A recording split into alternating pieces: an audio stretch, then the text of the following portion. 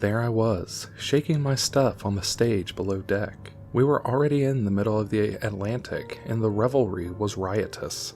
It was in the middle of Prohibition in the US, so of course we had our little booze cruise in the middle of international waters. You wouldn't know it, but back in the day, I was quite a looker, and I knew it. The men were dancing and laughing along, clapping to the swinging beat. Then, right in the middle of the party, I heard a rapidly clanging bell somewhere above deck just before the ship violently lurched to one side with a horrible crunching sound. I was thrown across the room and hit the wall. When I lifted my aching head from the floor, I was surrounded by men, all clamoring to be the one to help me to my feet. I graciously accepted their help and gave them a grateful smile, hurrying to my cabin. I had pulled the key to my cabin door out when suddenly my arm was grasped tightly by an old woman. She was wearing a shawl, so I didn't get a good look at her face. She whispered in my ear, "We've crashed right into it. Directly below us, the lost continent. It's here. Stay out of the water. They move faster in the water." I sighed heavily, thoroughly unconvinced. "Sounds like you've been hitting the sauce a little hard and reading too many weird tales, lady." I winched my arm away from the old woman and went into my cabin, packing my suitcase quickly before heading above deck. When I got to the front of the ship, I found a crowd of people gathered, staring at something off the port bow. I could see that the ship hadn't just collided with something, it had run aground. The only part of the ground visible was a small piece of land jutting out just a few feet above the water, with a deep, cavernous hole in the center.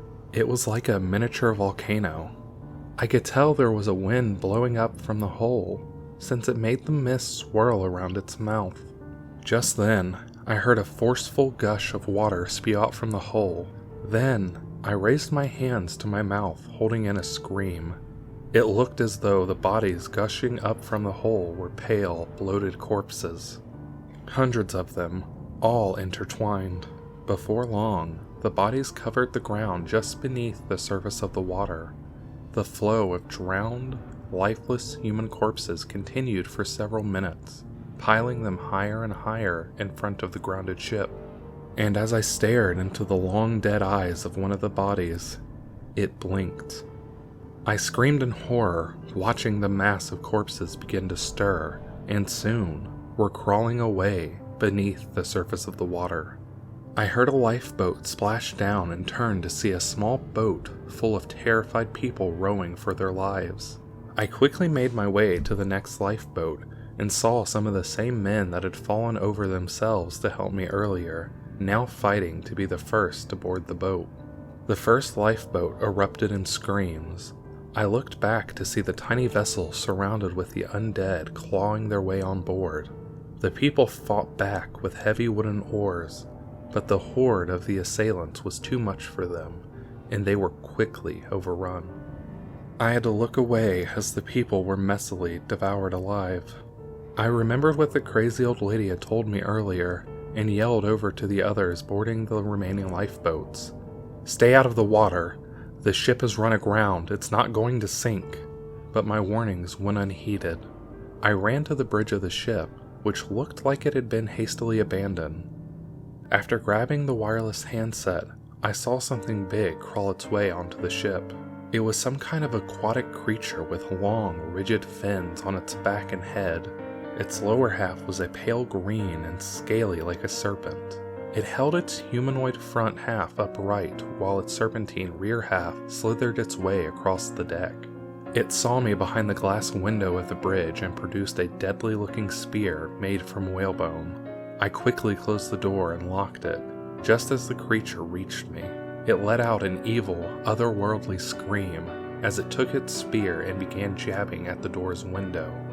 I looked around the room to find something to defend myself with, and discovered an antique fishing spear mounted on the wall. I hastily dislodged it and pointed it towards the creature. As the glass of the window shattered, I screamed and rammed my spear in the direction of the thing. Feeling it connect with the flesh of its arm, it wailed, recoiled in pain, and quickly leaped from the deck into the water below.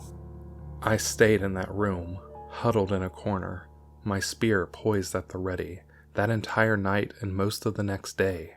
When I finally emerged, the water was calm, the fog had lifted, and aside from the damage to the ship, there was no sign that anything had happened. All the lifeboats were gone, along with all the passengers. The hole in the ground had collapsed into a small mound of rocks and dirt. Later that day, I was rescued by a group of handsome members of the U.S. Coast Guard, one of only 2 survivors. I often wonder what happened to the creatures I saw enter the ocean that night. Maybe they're still beneath the waves, somewhere in the Atlantic Ocean, searching for people to catch and devour. But what do I know, right? I'm just a silly old woman telling tales, just like the one that saved my life all those years ago. I was so excited for this day. Our school was having a picnic, which it really knew how to do. The school likes to plan faraway trips, so it was going to be at a large forest about 40 miles away. Whenever I am going on a vacation or trip, I like to find out every single fact about it. It turns out this forest's history dates back 400 or 500 years. It was inhabited by a Native American tribe who was known for its worship of evil spirits. When settlers came in, the natives did not take kindly to them. When the diseases brought in by the settlers killed many of the tribe's people, they cursed the forest and the settlers. The next day, the tribe was gone, and all of the settlers were either dead or missing. The one that survived lived for another week before committing suicide. The story goes on to tell of loggers who came in about 100 years later and all died in mysterious accidents and murders. I did not believe in any of these curses. That morning when I woke up, I went into the kitchen as usual and had my cereal. At about 6:30, my mom came and told me that the picnic was canceled. The bus that was taking us there was having engine trouble. I asked her if she found that weird, and she said it happens all the time. I thought about it and brushed it off. My mother came back to inform me that they had found a replacement bus at the last minute. I was overjoyed. We could finally go and have some time doing something other than math problems and English homework. The bus finally showed up and I got on. For some reason, they had the freshmen and seniors on the same trip. The seniors were almost evil. There were rumors of freshman faces being shoved in toilets and urinals, and freshmen being locked in car trunks for as many as 2 or 3 days. I was worried about this. About 20 miles into the ride, our bus got a flat tire. We found that the bus had a spare underneath, so the seniors sent me to retrieve it. As I grabbed the tire and got out, I saw something out of my peripheral vision. A man standing about a quarter mile away. He seemed to be motioning to go back. I focused on him, but then he vanished into the mist. We replaced the tire and continued driving. We finally got there and talked to the woman at the visitor center. She handed us each a brochure on the history of the park. Oddly enough, it never once mentioned the old Native American tribes, loggers, or settlers. It just said that its history spanned from about 50 years ago to the present. We got out and set up the picnic. I hung around my usual friends and we did everything in our power to avoid the seniors. The picnics were okay. They provide time away from school, so we all liked them. After it was finished, we were informed the bus broke down again, and in the morning a few mechanics would come and fix it. That meant we would be spending the night on the bus. That worried me. There is no way the seniors would pass up an opportunity to prank us. So as night fell, my group would keep 2 people on watch, and we would rotate every hour and a half. Of course, the first 2 fell asleep within the first few minutes. Here we were, in a haunted forest, with seniors ready to scare us. I woke up and checked my watch, 2:30. A note on my chest read, "Have fun! Signed, seniors." I was extremely angry, but my anger turned to fear. There was something about this forest, the tall, leafless trees, the dark, foggy distance, the wind. My God, the wind. I kept hearing it as though it were saying, "Be afraid." I kept hearing it, but it wouldn't leave my head. "Shut up!" I screamed. "Who are you?" I kept seeing movement from the corner of my eye. I ran. I didn't know which way I was going, but I didn't care. Then, in the distance, there stood a tall, thick, unmoving figure. It was all black except for the eyes. They were an ominous blood red. It moved. It walked in an odd, disturbing strut.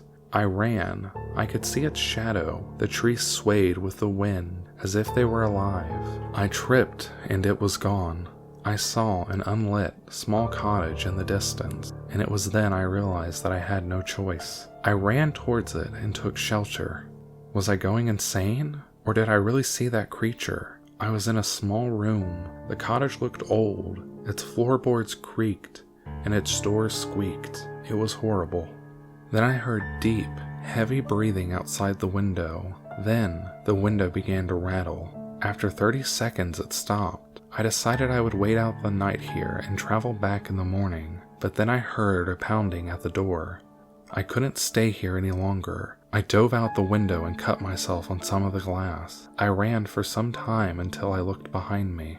The creature was there again, moving faster. I ran until I found where the bus was, but it wasn't there, neither was the visitor center. I sat down and I felt a cold breath on my neck, then a hand on my shoulder. I closed my eyes and began to pray. You know how Fox has a weird way of counting Simpsons episodes? They refuse to count a couple of them, making the amount of episodes inconsistent. The reason for this is a lost episode from season 1. Finding details about this missing episode is difficult. No one who was working on the show at that time likes to talk about it. From what has been pieced together, the lost episode was written entirely by Matt Groening himself. During the production of the first season, Matt started to act strangely. He was very quiet, seemed nervous and morbid. Mentioning this to anyone who was present results in them getting very angry and forbidding you to ever mention it to Matt. I first heard of it at an event where David Silverman was speaking. Someone in the crowd was asking about the episode, and Silverman simply left the stage, ending the presentation hours early.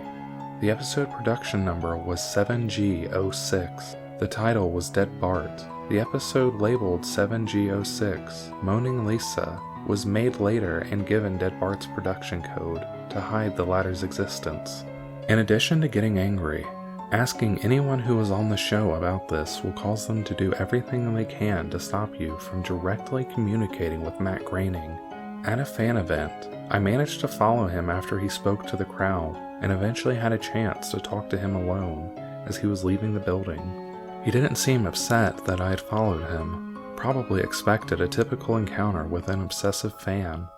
When I mentioned the lost episode, though, all color drained from his face and he started trembling. When I asked him if he could tell me any details, he sounded like he was on the verge of tears. He grabbed a piece of paper, wrote something on it, and handed it to me. He begged me to never mention the episode again. The piece of paper had a website address on it. I would rather not say what it was, for reasons you'll understand in a second. I entered the address into my browser, and I came to a site that was completely black, except for a line of yellow text, a download link. I clicked on it, and a file started downloading. Once the file was downloaded, my computer went crazy. It was the worst virus I'd ever seen. System Restore didn't even work. The entire computer had to be rebooted. Before doing this though, I copied the file onto a CD. I tried to open it on my now empty computer, and, as I suspected, there was an episode of The Simpsons on it. The episode started like any other episode, but had very poor quality animation. If you've seen the original animation for Some Enchanted Evening, it was similar, but less stable. The first act was fairly normal, but the way the characters acted was a little off. Homer seemed angrier, Marge seemed depressed, Lisa seemed anxious, Bart seemed to have a genuine anger and hatred for his parents. The episode was about the Simpsons going on a plane trip. Near the end of the first act, the plane was taking off. Bart was fooling around, as you'd expect. However, as the plane was about 50 feet off the ground, Bart broke a window on the plane and was sucked out. At the beginning of the series, Matt had an idea that the animated style of the Simpsons world represented life, and that death turned things more realistic. This was used in this episode. The picture of Bart's corpse was barely recognizable. They took advantage of it not having to move and made an almost photorealistic drawing of a dead body. Act 1 ended with the shot of Bart's corpse. When Act 2 started, Homer, Marge, and Lisa were sitting at their table crying. The crying went on and on. It got more pained and sounded more realistic. Better acting than you would think possible. The animation started to decay even more as they cried, and you could hear murmuring in the background. The characters could barely be made out. They were stretching and blurring. They looked like deformed shadows with random bright colors thrown on them. There were faces looking in the window, flashing in and out so you were never sure what they looked like. This crying went on for all of Act 2. Act 3 opened with a title card saying 1 year had passed. Homer, Marge, and Lisa were skeletally thin and sitting at the table. There was no sign of Maggie or the pets.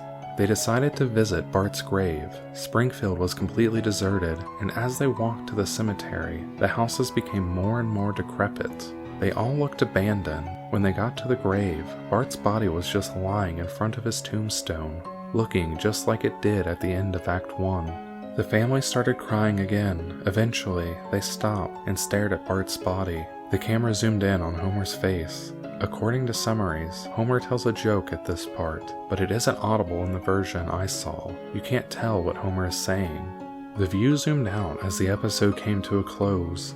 The tombstones in the background had names of every Simpsons guest star on them, even some that no one had heard of in 1989, some that haven't been on the show yet. All of them had death dates on them. For guests who had died since, like Michael Jackson and George Harrison, the dates were when they would die. The credits were completely silent and seemed handwritten. The final image was the Simpson family on their couch, like in the intros, but all drawn in the hyper-realistic, lifeless style of Bart's corpse. A thought occurred to me after seeing the episode for the first time. You could try to use the tombstones to predict the death of living Simpsons guest stars, but there's something odd about most of the ones who haven't died yet. All of their deaths are listed as the same date. Russian researchers in the late 1940s kept 5 people awake for 15 days using an experimental gas-based stimulant.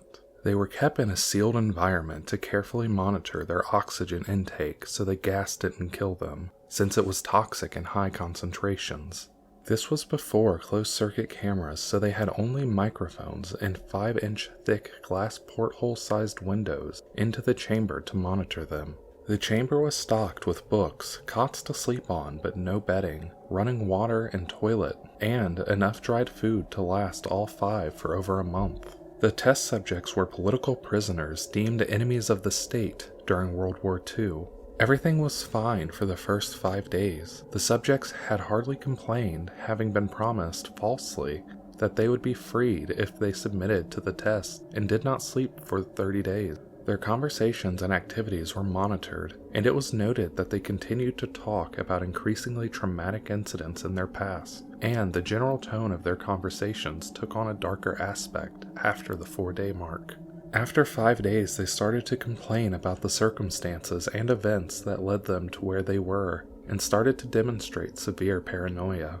They stopped talking to each other and began alternately whispering to the microphones and one-way mirrored portholes. Oddly, they all seemed to think they could win the trust of the experimenters by turning over their comrades, the other subjects in captivity with them. At first, the researchers suspected this was an effect of the gas itself. After 9 days, the first of them started screaming. He ran the length of the chamber, repeatedly yelling at the top of his lungs for 3 hours straight. He continued attempting to scream, but was only able to produce occasional squeaks. The researchers postulated that he had physically torn his vocal cords. The most surprising thing about this behavior is how the other captives reacted to it, or rather, didn't react to it. They continued whispering to the microphones until the second of the captives started to scream. The 2 non-screaming captives took the books apart, smeared page after page with their own feces, and pasted them calmly over the glass portholes. The screaming promptly stopped. So did the whispering to the microphones. After 3 more days passed, the researchers checked the microphones hourly to make sure that they were working, since they thought it was impossible that no sound could be coming with 5 people inside. The oxygen consumption in the chamber indicated that all 5 must still be alive. In fact, it was the amount of oxygen 5 people would consume at a very heavy level of strenuous exercise. On the morning of the 14th day, the researchers did something they said they would not do to get a reaction from the captives. They used the intercom inside the chamber, hoping to provoke any response from the captives they were afraid were either dead or vegetables. They announced, "We are opening the chamber to test the microphones. Step away from the door and lie flat on the floor or you will be shot. Compliance will earn one of you your immediate freedom." To their surprise, they heard a single phrase in a calm voice response. "We no longer want to be freed." Debate broke out among the researchers and the military forces funding the research. Unable to provoke any more response using the intercom, it was finally decided to open the chamber at midnight on the 15th day. The chamber was flushed of the stimulant gas and filled with fresh air, and immediately voices from the microphones began to object. 3 different voices began begging, as if pleading for the life of loved ones, to turn the gas back on. The chamber was opened and soldiers were sent in to retrieve the test subjects. They began to scream louder than ever, and so did the soldiers when they saw what was inside. 4 of the 5 test subjects were still alive, although no one could rightly call the state that any of them were in life. The food rations past day 5 had not so much as been touched. There were chunks of meat from the dead test subject's thighs and chest stuffed into the drain in the center of the chamber, blocking the drain and allowing 4 inches of water to accumulate on the floor. Precisely how much of the water on the floor was actually blood was never determined. All 4 surviving test subjects also had large portions of muscle and skin torn away from their bodies. The destruction of the flesh and exposed bone on their fingertips indicated that the wounds were inflicted by hand, not with teeth, as the researchers initially thought. Closer examination of the positions and angles of the wounds indicated that most, if not all of them, were self-inflicted. The abdominal organs below the ribcage of all 4 test subjects had been removed, while the heart, lungs, and diaphragm remained in place. The skin and most of the muscles attached to the ribs had been ripped off, exposing the lungs through the ribcage. All the blood vessels and organs remained intact. They had just been taken out and laid on the floor, fanning out around the eviscerated but still living bodies of the test subjects. The digestive tract of all 4 could be seen working, digesting food. It quickly became apparent that what they were digesting was their own flesh that had been ripped off and eaten over the course of days. Most of the soldiers were Russian special operatives at the facility, but still, many refused to return to the chamber to remove the test subjects. They continued to scream to be left in the chamber and alternately begged and demanded the gas be turned back on, lest they fall asleep. To everyone's surprise, the test subjects put up a fierce fight in the process of being removed from the chamber. One of the Russian soldiers died from having his throat ripped out. Another was gravely injured by having his testicles ripped off and an artery in his leg severed by one of the test subject's teeth. Another 5 of the soldiers lost their lives if you count ones that committed suicide in the weeks following the incident.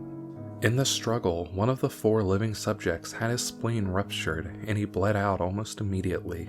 The medical researchers attempted to sedate him, but this proved impossible.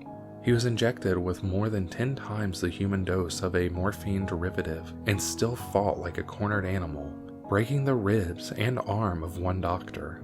One test subject's heart was seen to beat for a full 2 minutes after he bled out, to the point where there was more air in his vascular system than blood.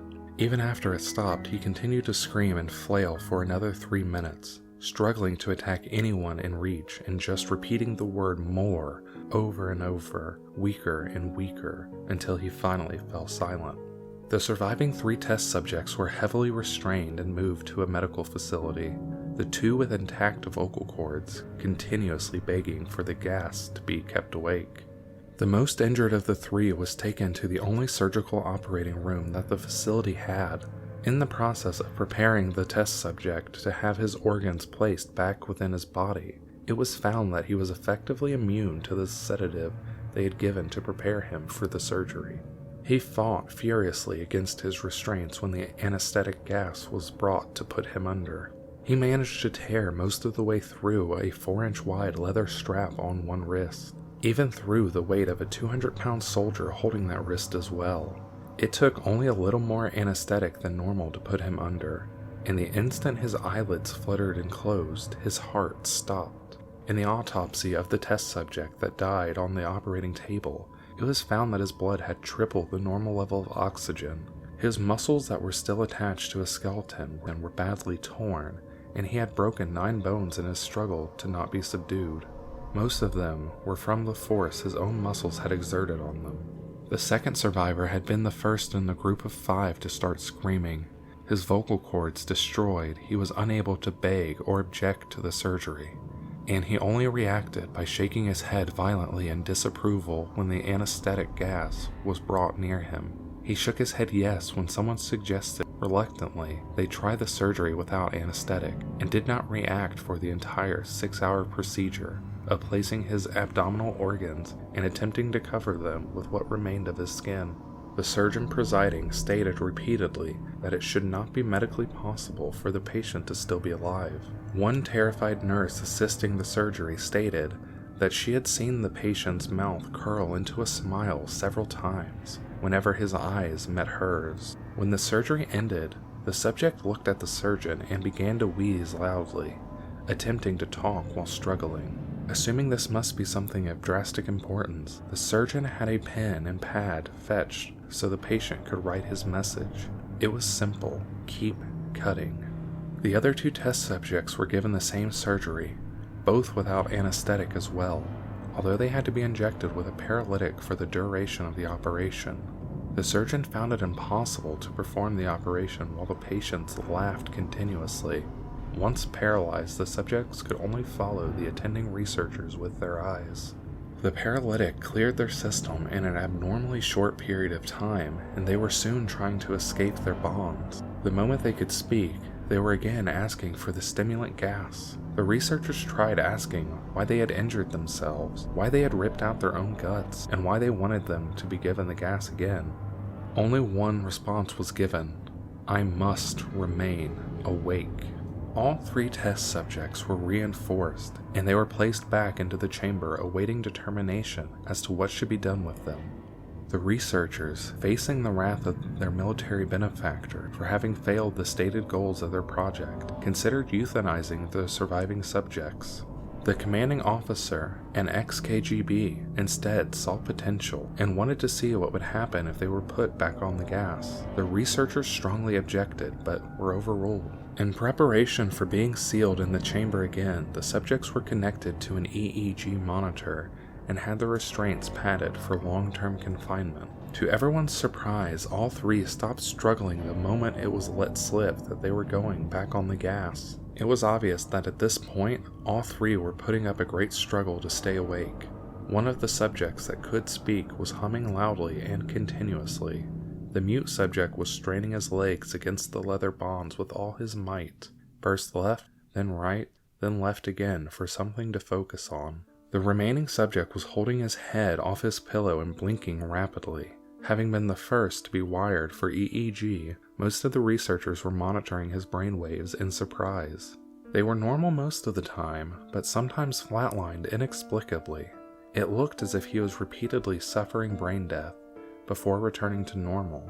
As they focused on paper scrolling out of the brainwave monitor, only one of the nurses saw his eyes slip shut at the same moment his head hit the pillow. His brainwaves immediately changed to that of deep sleep, then flatlined for the last time as his heart simultaneously stopped. The only remaining test subject that could speak started screaming to be sealed now. His brainwaves showed the same flatlines as the one who had died from falling asleep. The commander gave the order to seal the chamber with both subjects inside, as well as 3 researchers. One of the 3 immediately drew his gun and shot the commander point blank between the eyes, then turned the gun on the mute subject and blew his brains out as well. He pointed his gun at the remaining subject, still restrained to the bed as the remaining members of the medical research team fled the room. "I won't be locked in here with these things, not with you," he screamed at the man strapped to the table. "What are you?" he demanded. "I must know." The subject smiled. "Have you forgotten so easily?" the subject asked. "We are you. We are the madness that lurks within you all, begging to be free at every moment in your deepest animal mind. We are what you hide from in your beds every night. We are what you sedate into silence and paralysis when you go to the nocturnal haven where we cannot tread." The researcher paused, then aimed at the subject's heart and fired. The EEG flatlined as the subject weakly choked out, "So, nearly free."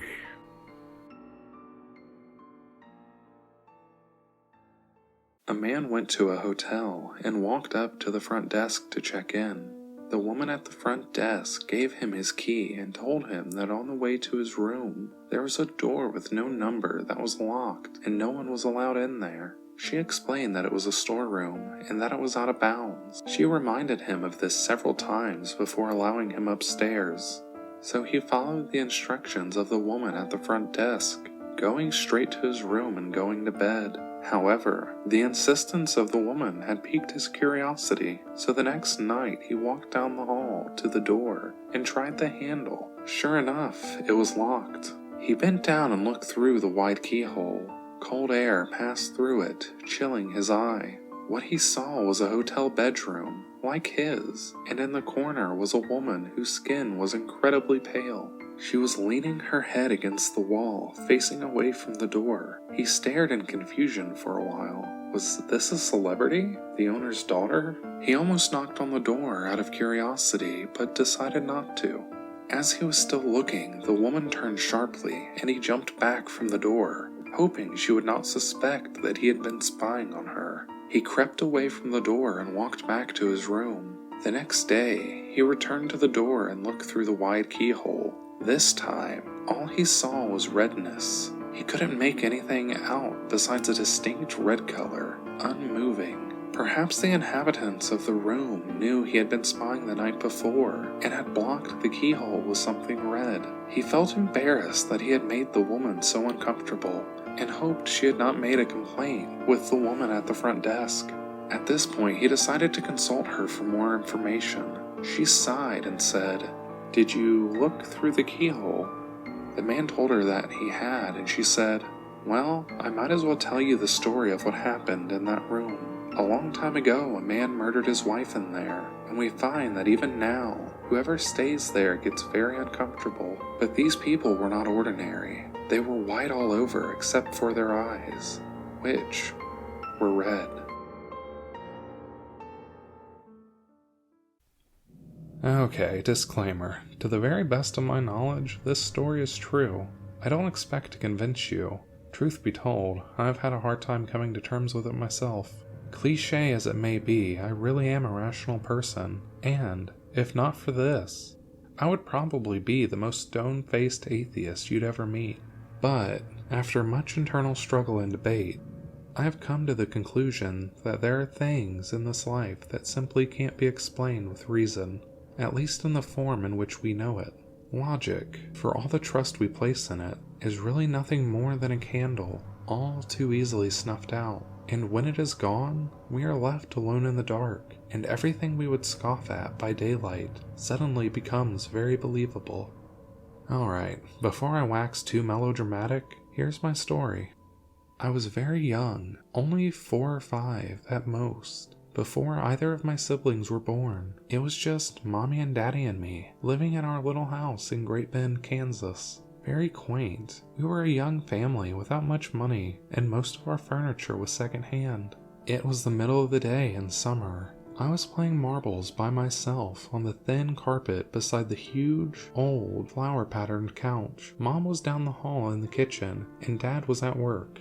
Why I was trying to roll marbles on the carpet? I don't know. We had a perfectly good linoleum floor after all. But there I was, swishing the marbles back and forth, happily bouncing them into each other. Then, in my overzealous enthusiasm, I rolled too hard. My favorite marble, the clear ruby red one, zipped into the dark space under the couch and was lost. Damn it. Dad wasn't home, and he was the only one strong enough to move that huge old couch for me. I'd have to get that marble back myself. I reached my hand under the couch, tentatively at first, then deeper. Encountering no marbles, I pulled my hand out in disappointment. Then, a hand reached out from under the couch back at me. I remember the image vividly, and I suspect I always will. It was a slim hand with tapered fingers, a woman's hand. It was gnarled and wrinkled, as if aged, and it was dead black. Not black as in African, black as in dead. Of course, back then, I didn't know that corpses blacken as they decompose, so I didn't know what the black meant. The hand reached out to me as far as it could, which was just up to the wrist. Then, it retreated under the couch. Then, it emerged again, this time pushing with it a little crumpled up plastic bag with a logo on it I didn't recognize. It waited as if expecting me to take the bag. Then, when I didn't, it pulled the bag back under the couch and was gone. I got up, walked down to the kitchen, and told my mommy what had happened. Why didn't I run screaming, or at least run? I don't really know. All I can say is, I was a little kid. A hand reaching out from under the couch at me didn't really seem like that huge of a deal. I hadn't yet learned what was and was not permissible in reality. I had no worldview. Mom was skeptical, but walked me back to the couch and explained how I was probably imagining things. She even reached her hand under the couch to convince me that there was nothing down there. Later, Dad lifted the couch up for me, and the only thing under it was, of course, my missing marble, plus a few more marbles I didn't even remember losing. But here's the scary part. For years, I remembered this. I even developed a weird fantasy of little hand people living under the couch, and I, in my childlike innocence, believed that they would catch me and take me away if I ever reached into their domain again. Then, as I grew older, I wrote the memory off as a dream I had had as a child, cute but silly. Then a few years ago, I recounted the story to my mother. She gave me a funny look and told me she remembered it because, after all, she had been there. She told me that she remembered me coming to her in the middle of the day and telling her about the hand under the couch, and remembered being highly disturbed by my story, since I was an extremely quiet, well-behaved kid who didn't ever lie. Then she told me about the couch itself. According to her, she and Dad had gotten the couch from the estate of an old woman who had actually died on it. This was the first time I had heard about this, but it sure explained why they got rid of the couch within a month of my story. But here's the part of the story that truly frightens me, even to this day. The part that I have to try so hard to get out of my mind some nights. Remember that bag the hand pushed towards me? I've never forgotten the logo that was on it, and recently, I saw the same logo again, on what looked like the same type of bag in a hardware store, and it was a bag of utility razors.